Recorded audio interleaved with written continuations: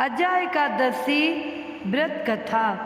अर्जुन ने कहा, हे श्री कृष्ण, मैंने श्रावण शुक्ल एकादशी अर्थात पुत्रदा एकादशी का सविस्तार वर्णन सुना।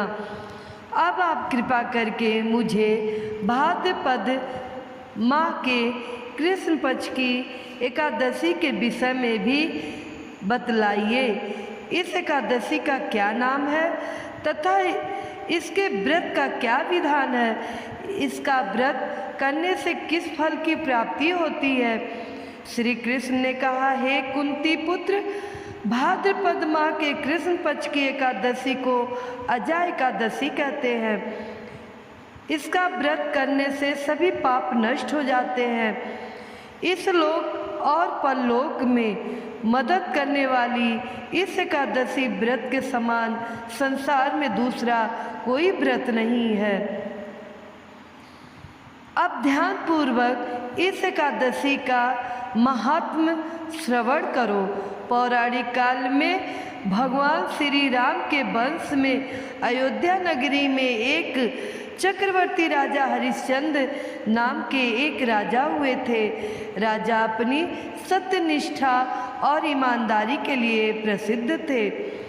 एक बार देवताओं ने इनकी परीक्षा लेने की योजना बनाई। राजा ने स्वप्न में देखा कि ऋषि विश्वामित्र को उन्होंने अपना राजपाठ दान कर दिया। सुबह विश्वामित्र वास्तव में उनके द्वार पर आकर कहने लगे, तुमने स्वप्न में मुझे अपना राज्य दान कर दिया है। राजा ने सत्यनिष्ठ व्रत का पालन करते हुए संपूर्ण राज्य विश्वामित्र को सौंप दिया। दान के लिए दक्षिणा चुकाने हेतु राजा हरिश्चंद्र को पूर्व जन्म के कर्म फल के कारण पत्नी, बेटा एवं खुद को बेचना पड़ा। हरिश्चंद्र को एक डोम ने खरीद लिया जो शमशान भूमि में लोगों के दाह संस्कार का काम करवाता था। स्वयं वह एक चांडाल का दास बन गया। उसने उस चांडाल के यहाँ कफन लेने का काम किया, किंतु उसने इस आपत्ति के काम में भी सत्य का साथ नहीं छोड़ा। जब इसी प्रकार उसे कई वर्ष बीत गए तो उसे अपने इस नीच कर्म पर बड़ा दुख हुआ और वह इससे मुक्त होने का उपाय खोजने लगा। वह सदैव इसी चिंता में रहने लगा, मैं क्या करूं? किस प्रकार इस नीच कर्म से मुक्ति पाऊं?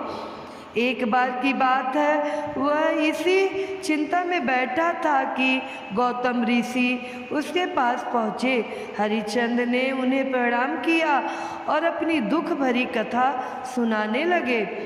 राजा हरिश्चंद्र की दुख भरी कहानी सुनकर महर्षि गौतम भी अत्यंत दुखी हुए और उन्होंने राजा से कहा, हे राजन, भादो माह के कृष्ण पक्ष की एकादशी का नाम अजा है। तुम उस एकादशी का विधान पूर्वक व्रत करो तथा रात्रि को जागरण करो, इससे तुम्हारे सभी पाप नष्ट हो जाएंगे।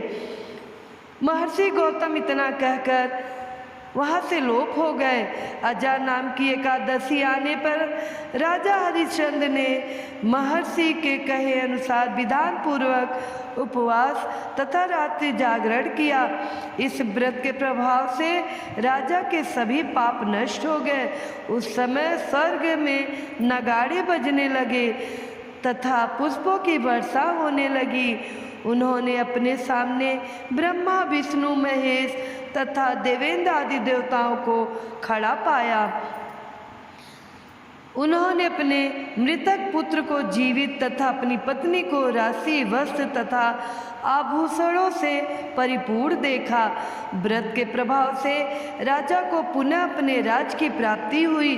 वास्तव में एक ऋषि ने राजा की परीक्षा लेने के लिए यह सब कौतुक किया था, परंतु अजा एकादशी के व्रत के प्रभाव से ऋषि द्वारा रची गई सारी माया समाप्त हो गई और अंत समय में हरिश्चंद्र अपने परिवार सहित स्वर्गलोक को गया। हे राजन, यह सब अजा एकादशी के व्रत का प्रभाव था। जो मनुष्य इस उपवास को विधान पूर्वक करते हैं तथा रात्रि जागरण करते हैं, उनके सभी पाप नष्ट हो जाते हैं और अंत में वह स्वर्ग को प्राप्त करते हैं। इस एकादशी व्रत की कथा के श्रवण मात्र से ही अश्वमेघ यज्ञ के फल की प्राप्ति हो जाती है। बोलो जय श्री हरि, बोलो जय श्री विष्णु भगवान की जय।